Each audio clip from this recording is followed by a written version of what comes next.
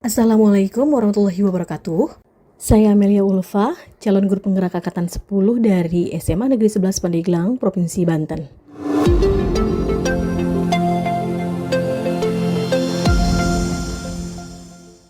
Dalam modul 2.3 ini, kita telah menjelajahi konsep supervisi akademik yang memiliki tujuan utama untuk mengembangkan kompetensi individu sebagai pendidik di sekolah.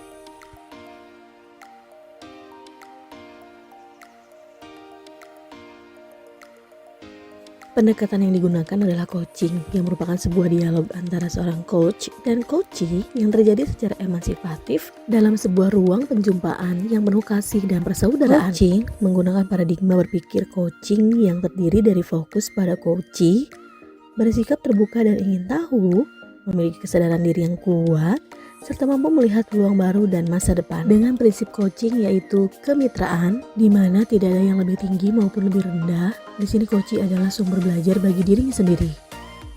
Proses kreatif yang dilakukan dalam dua arah, memicu proses berpikir coachee, serta memetakan dan menggali situasi untuk menghasilkan ide-ide baru.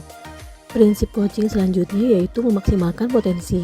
Di sini, percakapan perlu diakhiri dengan suatu tindak lanjut dan kesimpulan yang diputuskan oleh coachee. Kompetensi yang harus dimiliki seorang coach agar dapat mengembangkan coachee yaitu kehadiran penuh, mendengarkan dengan aktif, dan mengajukan pertanyaan berbobot. Dalam modul 2.3 ini, saya mempelajari bagaimana mempraktekkan kegiatan coaching terhadap coachee menggunakan alur tirta. Yang pertama adalah tujuan. Di tahap ini, kedua pihak, yaitu coach dan coachee, menyepakati tujuan pembicaraan yang akan berlangsung. Idealnya tujuan ini datang dari coachee. Selanjutnya yaitu identifikasi. Di sini coach menggali dan memetakan situasi yang sedang dibicarakan dan menghubungkan dengan fakta-fakta yang ada pada saat sesi. Alur selanjutnya adalah rencana aksi. Di sini coachee mengembangkan ide atau alternatif solusi untuk rencana yang akan dibuat. Tahap yang terakhir adalah tanggung jawab. Pada tahap ini, coachee berkomitmen dengan rencana aksi yang akan dilakukannya. Sedangkan tahapan coaching dalam supervisi akademik diantaranya yaitu pra-observasi, observasi, dan pasca-observasi. Emosi yang saya rasakan selama mengikuti pembelajaran di modul 2.3 ini diantaranya, yang pertama adalah cemas. Saya merasa cemas karena khawatir tidak bisa mengikuti pembelajaran di modul 2.3 ini dengan baik. Terlebih ketika saya belajar secara mandiri pada alur eksplorasi konsep. Emosi yang kedua adalah tertarik. Rasa tertarik ini muncul ketika saya mengikuti tahapan pembelajaran pada ruang kolaborasi di mana saya mempraktekkan secara langsung bagaimana menjadi seorang coach. Setelah mengikuti kegiatan elaborasi, pemahaman saya mengenai proses coaching ini semakin tercerahkan, sehingga saya merasa termotivasi dan lebih percaya diri untuk menerapkan pendekatan coaching dalam supervisi. Saya mampu berkolaborasi dengan rekan sesama calon guru penggerak saat mempraktikkan proses coaching menggunakan alur tirta dan sesuai dengan prinsip coaching dalam ruang kolaborasi dan demonstrasi kontekstual baik sebagai coach, coachee maupun pengamat. Yang perlu saya perbaiki adalah kemampuan dalam mengajukan pertanyaan berbobot agar saya dapat menggali informasi permasalahan pada diri coachee sehingga dapat menemukan solusi atas permasalahan yang dihadapi. Setelah saya mempelajari modul 2.3 tentang coaching dalam supervisi akademik, kompetensi saya mulai berkembang ditandai dengan mampu mempraktikkan proses coaching menggunakan alur tirta baik sebagai coach, coachee maupun pengamat.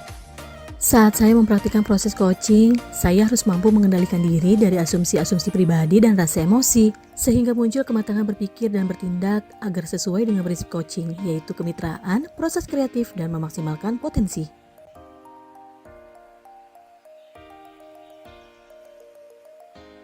Prinsip coaching dapat diterapkan jika kepala sekolah memiliki pengetahuan tentang coaching dalam supervisi akademik dan mau mengaplikasikannya.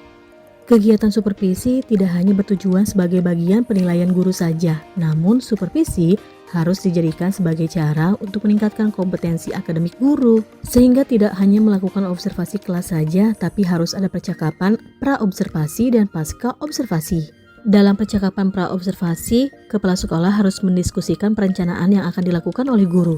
Sedangkan saat pasca observasi, kepala sekolah memberikan umpan balik atau tindak lanjut terkait pelaksanaan observasi kelas yang dilakukan oleh guru. Coaching dalam supervisi akademik dapat berpengaruh dalam terwujudnya pemimpin pembelajaran yang berpihak pada murid. Pembelajaran yang berpihak pada murid adalah hal yang sangat penting untuk diterapkan dalam lingkungan sekolah. Agar dapat terwujud pembelajaran yang berpihak pada murid, maka guru harus memiliki kompetensi menjadi pemimpin pembelajaran. Artinya guru harus memahami perkembangan murid secara menyeluruh. Tidak hanya aspek kognitif saja, namun juga harus memahami karakter dan sosial emosional murid. Dengan demikian, tujuan coaching dalam supervisi akademik yaitu untuk mengembangkan kompetensi guru agar dapat meningkatkan kinerja dan terwujudnya pembelajaran yang berpihak pada murid. Tantangan terberat saya adalah menyeragamkan pemahaman tentang coaching dalam supervisi akademik kepada komunitas sekolah. Karena supervisi akademik hanya dijadikan sebagai penilaian rutin kepala sekolah kepada guru saja, yang seharusnya dapat dijadikan sebagai pedoman untuk meningkatkan kompetensi guru. Alternatif solusi yang dapat dilakukan adalah melakukan sosialisasi kepada seluruh komunitas sekolah saat kegiatan rapat guru atau komunitas belajar agar terjadinya penyeragaman persepsi tentang makna supervisi akademik. Solusi selanjutnya adalah dengan memberikan contoh praktik coaching dalam supervisi akademik melalui berbagai media informasi digital yang dapat diakses oleh seluruh komunitas sekolah. Dalam pembelajaran berdiferensiasi, murid dikelompokkan berdasarkan kebutuhan belajarnya agar dapat memaksimalkan potensi yang dimiliki. Begitu pula dengan praktik coaching yang harus memaksimalkan potensi coachi agar dapat menemukan sendiri solusi atas permasalahan yang dihadapi.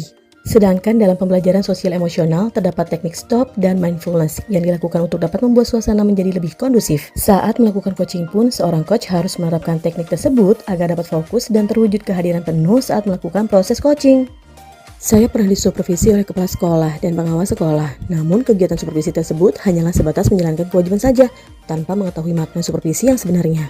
Kegiatan supervisi akademik hanya dilakukan saat kepala sekolah atau pengawas melakukan observasi kelas saja tanpa adanya kegiatan pra-observasi dan pasca observasi, sehingga hanya sebatas pemberian nilai guru saja.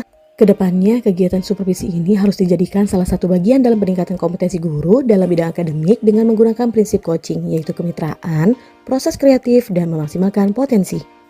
Bapak Ibu guru hebat, terima kasih telah menyaksikan video ini. Semoga bermanfaat. Assalamualaikum warahmatullahi wabarakatuh. Salam guru penggerak.